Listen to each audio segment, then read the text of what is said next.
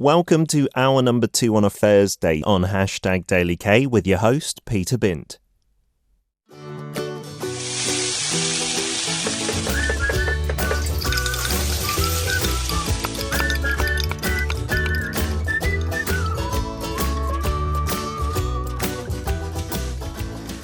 How much do you know about K-food? How much hanshik have you eaten?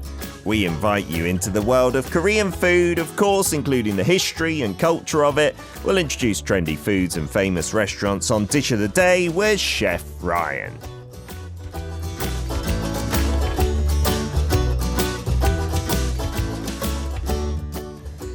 Once a month as well, we welcome Ryan via a video link up somewhere, anywhere in Korea it could be, or even the world. We've been to Hawaii thanks to Ryan on the show too, and we've got him on our split screen if you're watching that. Good morning, Ryan. Hey, good morning, Peter. Where are we talking to you today? Is that the kitchen we saw for Thanksgiving? Yes, sir, it sure is. Yeah, how you doing this morning, man? Very well indeed. You look like you're dressed appropriately for the freezing temperatures today. Yeah, I did turn on the heater. I usually don't, but I got a little bit of the heater on, and I got some food cooking. You got the so woolly it's warming hat. Up. I love it. You're looking very Christmassy with the red woolly hat there.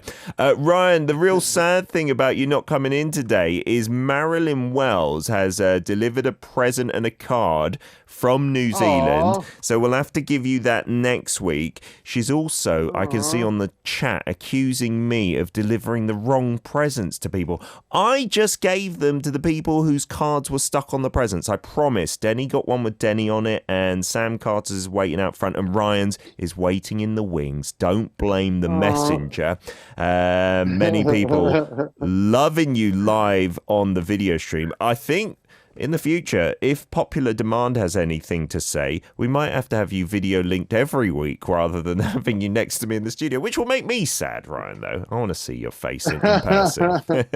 Yeah, same here, Peter. I love coming in and getting to see you once a week. Do you know? But I've got a a lot of cooking going on today. What's up? The hashtag today is 요리사. What would you translate that into English in? Because I had a few options on my dictionary app. It came out as cook, as chef. There was one other that I've totally forgot. What do you think when someone says 요리사? What does your brain translate that to? I would have to say chef. Okay. Yeah, I think so.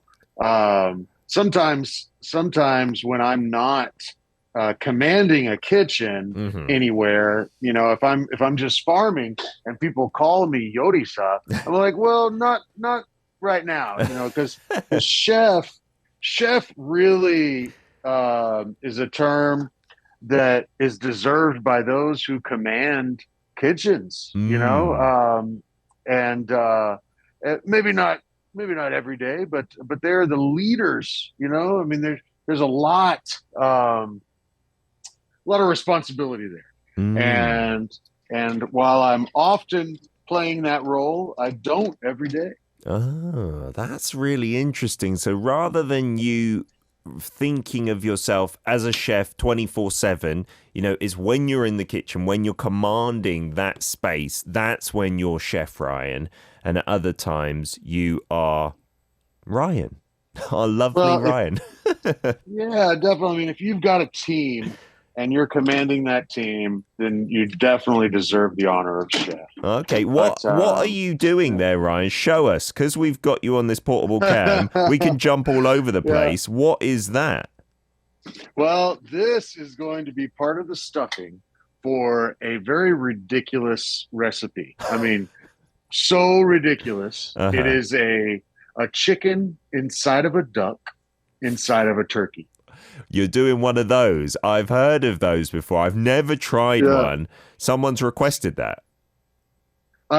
Actually, it's for a dinner. I chose to do it. I haven't done it I haven't done it myself ever. Wow. Not from start to finish. So wow. I'm excited. I'm excited to do it. I have a giant turkey that I have to debone today.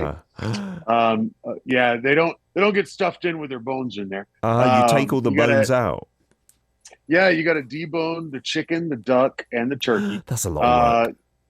Often you leave you leave the leg bones in of the turkey, but take all the rest out.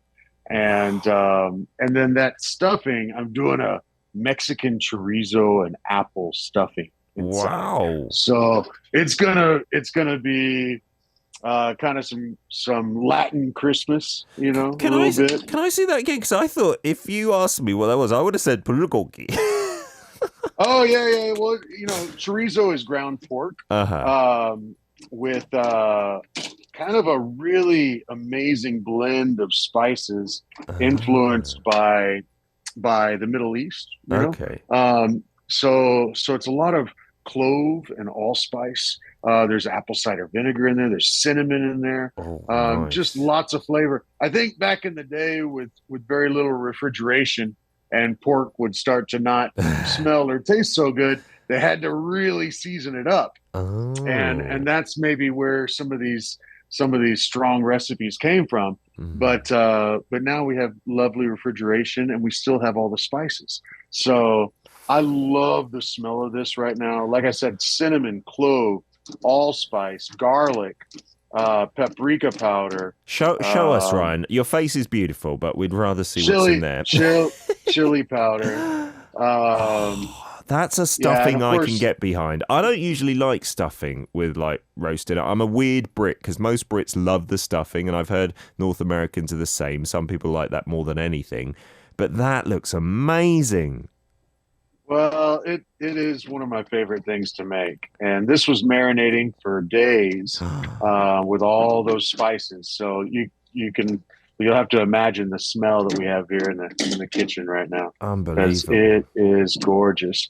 Okay. And then the cinnamon, having the cinnamon and the allspice, that kind of lends itself to Christmas flavors. And I think I'll have to make a little cornbread to mix with it and actually stuff the turkey, the duck, and the chicken with this. All separately?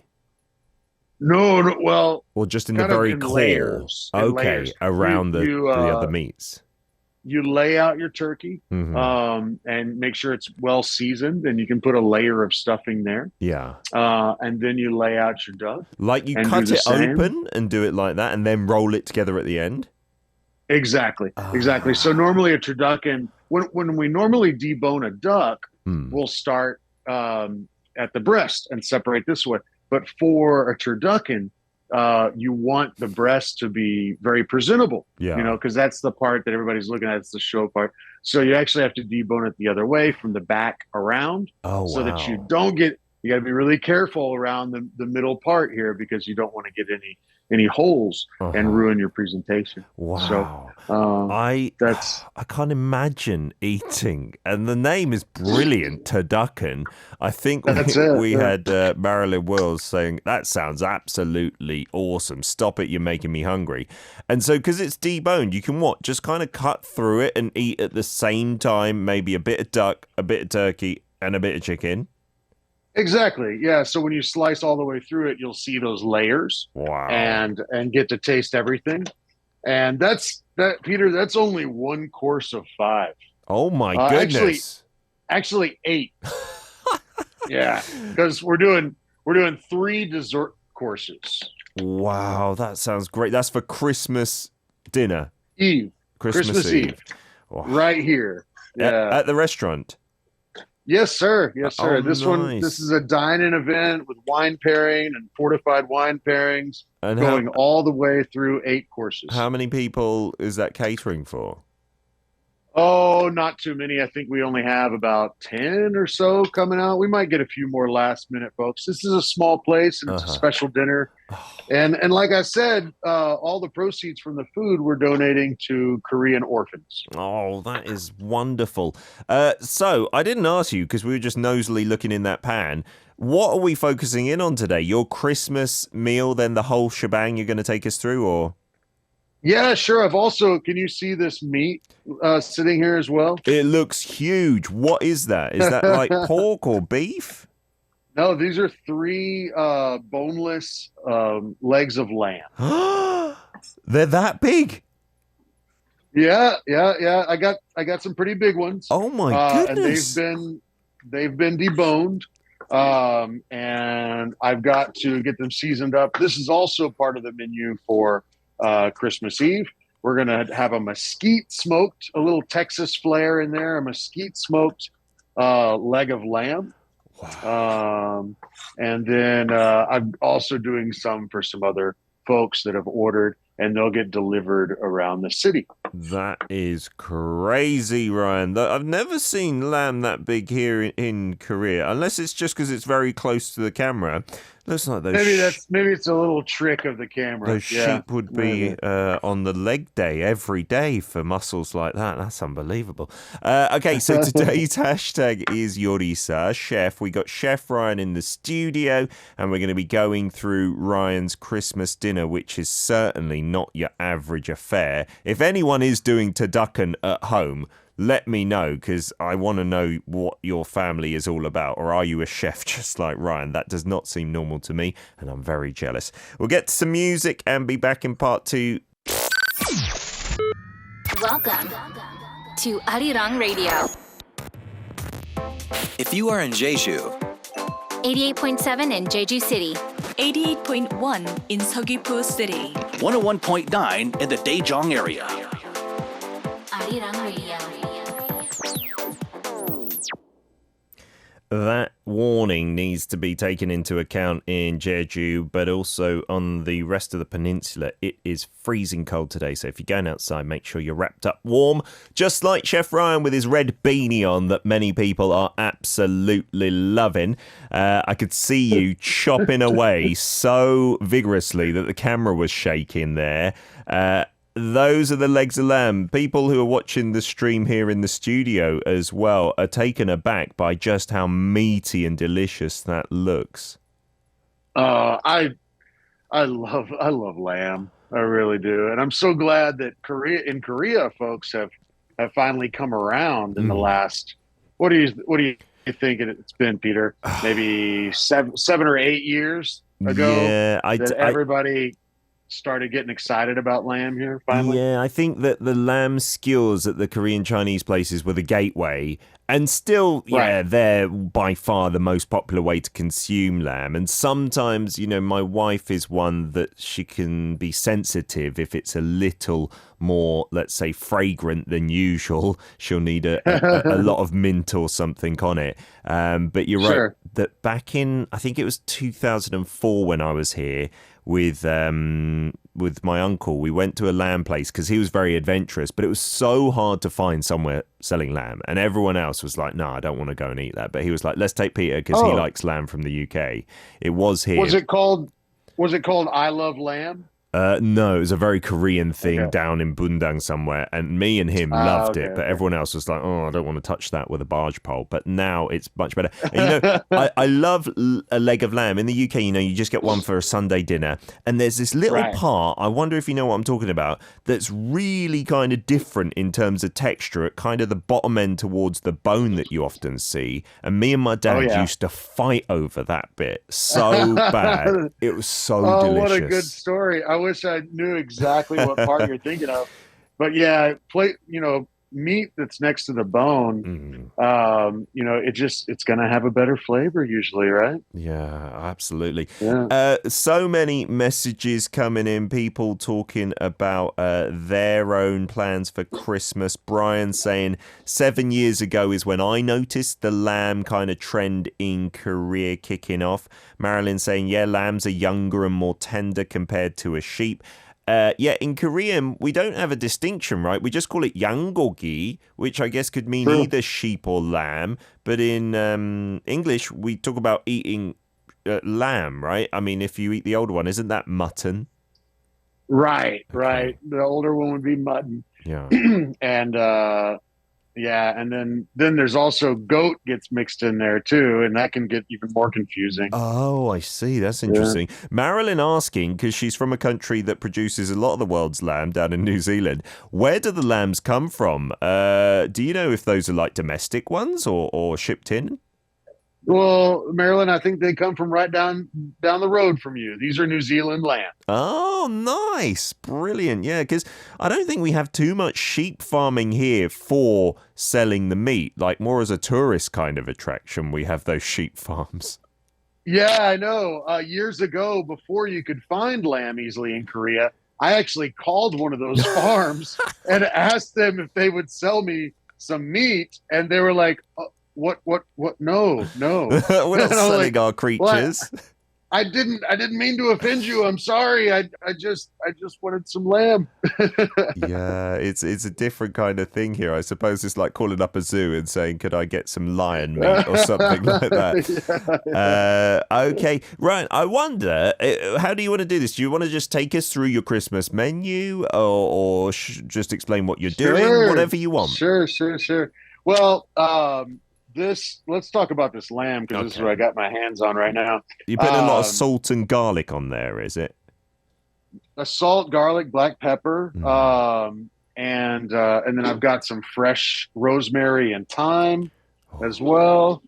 Um, and these will go tomorrow or the next day. I'll Uh-huh. sous vide them. Oh, Sous vide, so get them vac sealed in those special bags, wow. and then uh, and once they're vac sealed, then they get submerged in water, Mm-hmm. and the water is held at the perfect temperature. I think I'll probably end up doing these at maybe 40, or I'm sorry, 55 ish Wow. for about 6 hours, maybe 7 hours. Why is sous vide And such a thing these days? And why do chefs do that? well, I think it's, a lot of it's about concentration of flavor Uh-huh. and retaining moisture. If I just roast these in the oven, the outside, well, the oven will be so hot, right? Mm. So the outside is going to cook faster than the inside, Yeah. and the outside is going to dry out before the inside is totally cooked. Mm. So with a sous vide method, you've seen steaks or pictures of steaks where the outside crust is dark, Yeah. but the interior of the entire steak is the exact same hue of either pink or red or Sure. whatever, depending on the doneness. Well, that's probably been sous vide Mm. because a long time vac sealed at the perfect temperature, the consistency of the doneness Mm. through that piece of meat will be completely even. Wow. And then you're just putting that crispy like crunch on by maybe searing it in a pan just to finish it off. Exactly. I'll finish these off in the smoker, Uh-huh. and I'll crank the smoker up a bit hotter than I normally do, Oh, and hit them with some Texas mesquite wood. wow. So That they're sounds gonna amazing. be good. I've already done some of these for folks last week. Around Thanksgiving, I did a few as well, Mm. and we got some pretty good reviews, Peter. Why does that not we had surprise me? We had some happy folks. Silver So- Granny Lynn's saying, I make a crown of lamb chops with a rice pilaf in the center and mint jelly on the side, along with asparagus wrapped in prosciutto. Oh, that sounds good. Yum, Wow. yum. I wonder how she makes her mint jelly. I made some with our farm mint, Uh-huh. and I can show it off here a little bit. Oh, I it looks really- darker than usual. I like that. That looks stronger. I really love this stuff. Yeah. So I harvested all of our mint before the last freeze, Mm-hmm. and just got some gelatin, and I also got a little bit of a mint liqueur, and sugar and salt and everything nice. It's And not it came too out, I thought it tricky. came out really good. Wow, yeah, because I find mint jelly at some restaurants that are serving lamb these days, but I still don't find it too easily in my local supermarket, so maybe making it is a good idea. I wanted to It's ask pretty you, easy. Ryan, before we get to our next song, is there anything Korean about your Christmas menu? Is there any Korean ingredients, or is it all pretty much a kind of Western affair? Let's see. I'm using some Jeju citrus to make Oh. a cake. Oh, nice. Um, One of the desserts. Yeah, for one of the three desserts. What's yeah. that one then? It's going to be a halabang and another Jeju citrus as well. Oh, wow. Hold on a second. I'll tell you which one it is. There's Yeah, 'cause- so many, I lose track. Yeah, because halabong is the most famous, right? The ugly looking kind of Right. orange, but it's delicious. Yeah. Show us what it looks Yeah. like. Right. Yeah, this guy right here. Oh, okay. It's the heady. Something what is it kyang, called? chonehang. Yeah. Chonehang? Maybe, yeah. Or the red Well, hyang. They've got those as well. I found a good deal on him yesterday. Wow. I found a good deal on him yesterday, and it'll have tons of zest from these. Yeah. And then it'll be an upside down cake. It was actually my dad's idea. I was like, nice. Dad, got some dessert ideas for me, and we talked about that one, and so I'm gonna throw that in there. Fantastic. With like the fruit kind of sliced and visible when you turn it upside down and get it out of the mold. Yeah, you got it. Yeah. Did you not grow up with pineapple upside down cake? No, my mum being No? Korean, our desserts were all store-bought and pretty Ooh. bog standard. Although I would say, living in Korea for so long, I miss those microwavable, like sticky toffee puddings and stuff like that. They really do hit the spot Right. sometimes. We got Chef Ryan in his kitchen, busy at work with his hand seasoned. It looks delicious. I might almost lick that hand if it was possible and not unhygienic, but I'll give it a miss. Thank you for showing us. So much excitement among the listeners as well. And did you know, Ryan, today is Dongji, or winter solstice, so it's red bean porridge day out there. Right. Are you a fan? Do you eat that? Because Rosa says your mum is bringing it to her sisters, so you're heading there. Your fingers are freezing. It's perfect for a warm meal. Oh, that sounds so good. You know, I was not a fan until a chef friend of mine here took me to an old, well, I say old, maybe 50 or 60-year-old restaurant in the city. Yeah. Adjacent to one of the most expensive apartment buildings, I guess, in Korea, Oh. which is also an older building. Yeah. I say that because maybe you know the name of the area. I don't remember. But he and his wife or fiance at the time invited me to go check out this older restaurant, and it was one of the only things they served. Wow. And they had old bentwood chairs, like I grew up at our dining room table, and a parquet floor, and it was such a cute little spot. And that red bean porridge was amazing. So they kind of turned me around, and food is so often that way. You know, you try something once and you don't like it. You know, don't give up on it. Don't give up on it. You gotta try it again, or cook it yourself and see if you like it in another way. Yeah, absolutely. I heard one of the chefs in the UK, Heston Blumenthal, one of the scientific chefs, saying there's maybe like 7 or 8 times is the really ample amount of time for your taste buds to get used to something. Even if you dislike it the first time, by the 7th or 8th, you may well like it, or you certainly won't have the same kind of recoiling to it, even if it's something that wasn't to your taste. Is that delicious, Ryan? Just rub it in our faces that you're having the stuff in there. Oh, it's really good. Brian's It's on really board. good chorizo. He's all about sous videing fish as well and finishing that off in a cast iron pan. Like I said, my kitchen's so small, we don't have room for it. But it seems like if you want, delicious food, and that's a healthy way to cook it as well, sous videing is the best.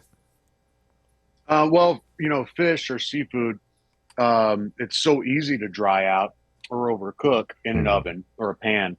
But with sous vide, you can set that temperature and not have to worry about it. It'll just get to that perfect doneness. Wow. And it never be ready for burns it. or anything.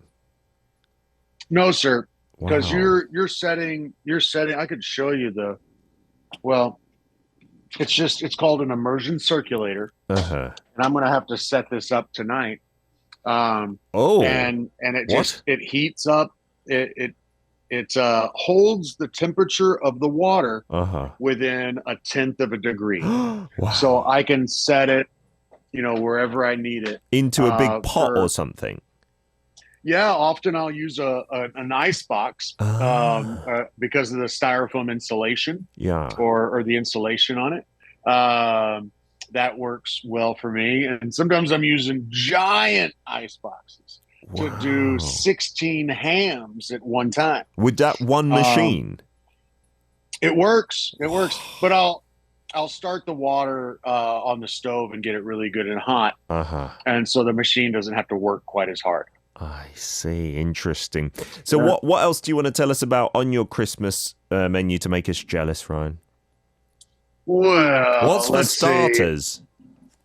Oh, okay. A puff pastry with brie and cranberry and a little rosemary as well. Oh, that sounds Luna, good. Come on. You got your dog. Is she going to be enjoying some of it? Luna's here with us today. Yeah. Oh, look at the snow out there. We got some snow on the porch still. Yeah. And the smoker. Beautiful. That's not running at the moment. Here. No, not at the moment. No, I thought that I would need to this morning, but I'm going to have to turn it on overnight tonight, actually. You need to get it like warmed up and going overnight for it to be ready. Well, I'm gonna do some brisket and overnight, and then hams in the morning. What meat are you not doing is perhaps a quicker question. Are you doing some seafood as well? This time I don't have any seafood. Well, just oysters. I love doing oyster stuffing, so I've got some oysters in house. And you know how much I love oysters, and you don't like them in any shape or form, do you? In the stuffing, not in the stuffing with the chorizo, though. No. This would be for customers that I'm sending their feasts all over the country. So I sent some oyster stuffing to Ulsan yesterday to a customer down there. Oh wow! Okay, so that's just separately. Yeah. And then the other two desserts, because you mentioned the upside down cake, Ryan. What else are you going for? That's the first dessert, and each of these come with a different pairing. So a wine or a fortified wine that helps elevate the flavor of the dessert as well as the wine. People will be getting tipsy for sure then. Yeah, I don't think we're gonna do full pours for all eight. We might go a little shy. Otherwise, you're right. It would be a little much. Okay. But yeah, so the second one after that. Oh, do you know about peanut brittle or pecan brittle? Do you know what that is? I think so. If I've got in my mind, a little bit like that, I can't remember what it's called, but you see at some nice bakeries, the nuts and some kind of sugary base as a little snap kind of thing. Yeah. So you got to heat up the sugar to just the perfect temperature. And I got these really nice pecans. Oh, they're not too cheap in Korea, are they? No, they're not grown here. But, growing up in the South, my dad used to always get a big old bag of pecans, and we'd crack them. Oh, nice. So brittle for dessert. Oh, well, I'm going to make a homemade vanilla ice cream with a lot of proper vanilla bean. Wow. And then crumble the pecan brittle over the top. Nice. So pretty simple, just Southern, good old Southern cooking. Is ice cream easy to make at home? I would say yes, but it's a little tricky sometimes. You got to get it so cold. So you can do the rock salt and ice and the double can trick, and that works. Oh, you can't just put it in the freezer? No, it'll get it needs to be moving as it freezes. Oh. Or else it'll get just rock hard. Oh, really? I've tried doing it without the machine and take it out of the freezer and whip it and then put it back in the freezer and take it out and whip it and put it back in the freezer.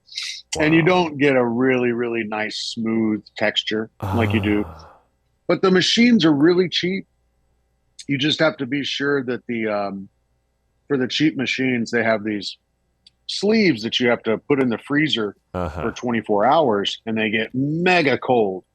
And then they share that cold temperature with the cream, as it's turning. We have what looks like a big fry pan, and then you put that in the freezer, take it out, and then you pour the milk, and then you have these two little scrapers, and you keep on kind of scraping it off. Is that similar to that? That makes the kind of ice cream that you can get into rolls, kind of thing. Oh, okay. Yeah, that would work. It's really similar then. Oh. Yeah, mine I can put, a liter, 1.8 liters, almost 2 liters into, and just let it go. Wow. And after about 20 minutes, it gets that essentially, a custard to go, into ice cream. Well, and then you still kind of have to throw it in the freezer overnight. Well, and that's just that's just dessert number 2. Stop it! I don't want to hear dessert number 3 because number 1, we've run out of time. Number 2, I'm so now drooling everywhere that it's not funny. Have a wonderful Christmas, Ryan. Everyone's loved linking up with you in your kitchen again. So we'll hopefully be able to see you in the studio next week. Absolutely, man. Thanks, and Merry Christmas, everybody. Merry Christmas. Bye-bye. You've been listening to the Thursday segment, Dish of the Day with Chef Ryan on #DailyK.